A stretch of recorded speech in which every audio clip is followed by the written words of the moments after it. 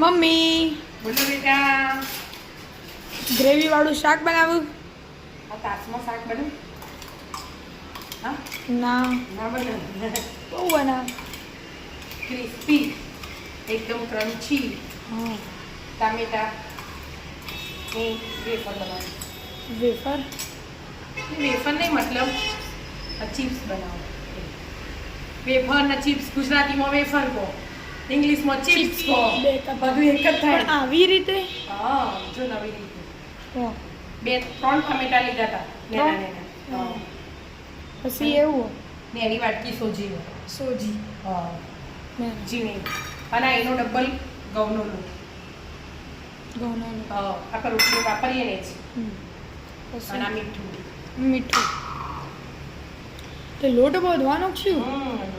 લોટ બધવાનો ટમેટા પ્યુરી નાખીએ ને અંદર. એ નાખી ને મજ વધવાનો લોટ. હા મીઠું નાખી ને આ મરી પાવડર, મરી પાવડર, લાલ મરચું,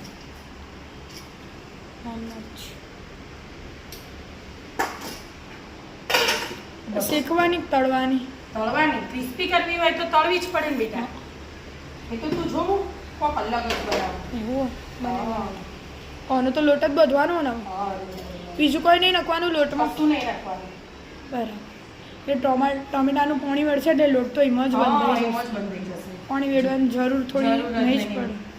બિલકુલ નહીં પડે ના. બિલકુલ નહીં.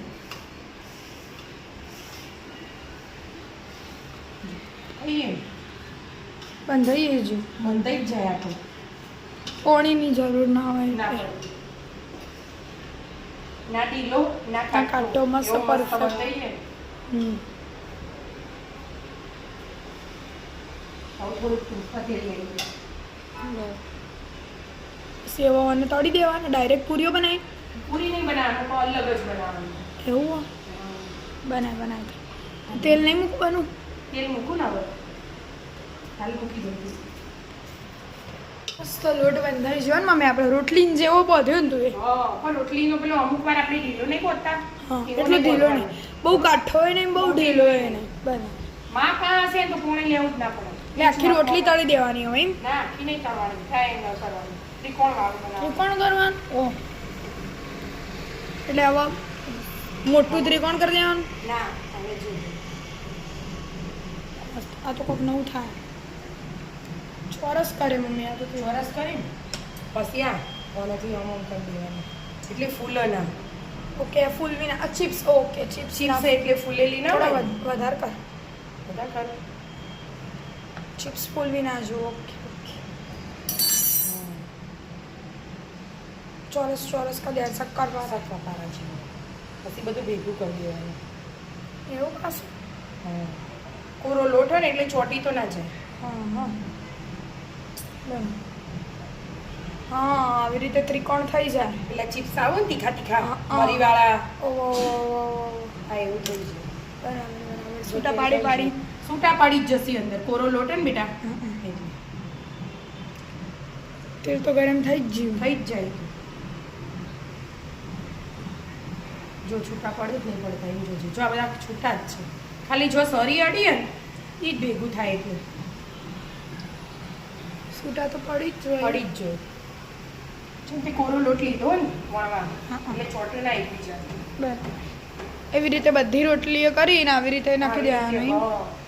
પણ એકદમ ક્રિસ્પી કરવાના ધીમા ગેસે.